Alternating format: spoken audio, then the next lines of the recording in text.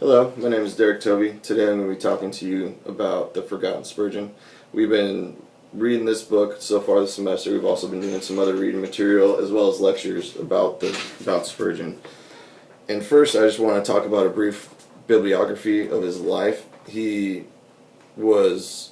child and his youth were molded in the countryside in Essex, Cambridgeshire. And ever since he was young, his father was a preacher or a minister. And ever since he was young, he was very well versed in the Bible, and his knowledge on the Bible was far surpassed many people older than him, especially people his age. And when he started his ministry, it was amazing how much knowledge he had for the age that he was.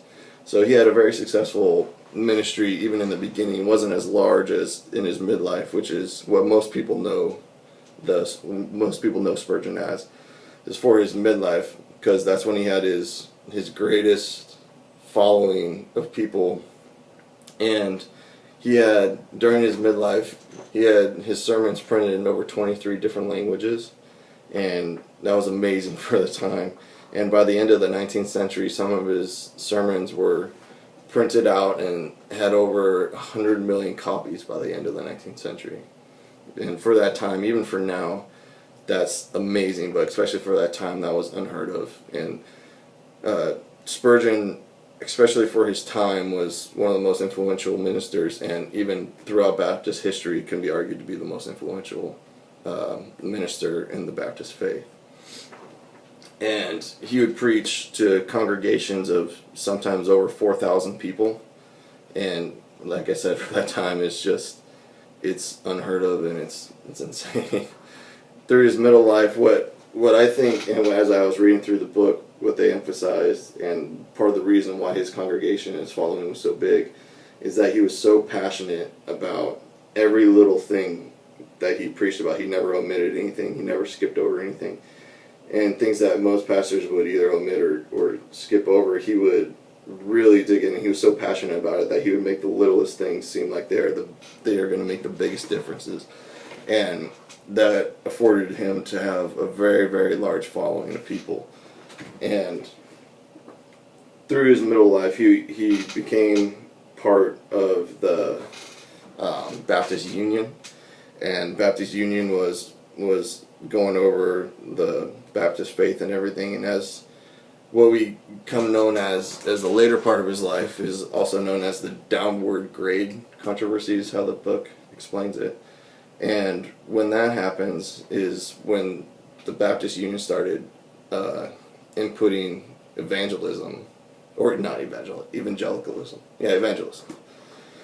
Which, in Spurgeon's mind, they were omitting things from the Bible, and they were watering down things from the Bible. And he had, as I said before, he was very true to, he had a very strong proclamation of Calvinism, which was every single little thing in the Bible that he read was absolute truth. Nothing's omitted. Nothing's less important than other things that the other ministers would think were important. And so his grievance with that, he brought it up in the Baptist Union and tried to get it rewritten, and they wouldn't do it. So he ended up leaving the Baptist Union and started his own ministry, and he was greatly criticized for that. And pretty much from there on, the rest of his life, he still had a ministry, and it was still a successful ministry, but it was nowhere near what he had when he was part of the Baptist Union and he was in the middle part of his life. That's what he's most well known for. But the interesting thing about this book, it explained a lot about his young life before that time, and then his life after that time once he left the Baptist Union and started his own ministry. And one of the interesting things that I got out of this book was that even though the Baptist faith it wasn't getting revised, but it was going through its waves of change and everything, and that whole entire time that preachers and ministers were coming and going, Spurgeon stayed the same in his theology and his ideology the entire time. And it emphasizes this at the end of the book when it talks about when he passed, was that he said on his tombstone, "My job is done, and I've stayed the same from when in the beginning all the way to the end." He never changed his ideology, he never changed his belief at all. And I thought that was very, very interesting, and to be able to have that firm of a foundation in your ideology, as well as a firm belief all the way through. I thought that was the most interesting thing of this book. So thank you.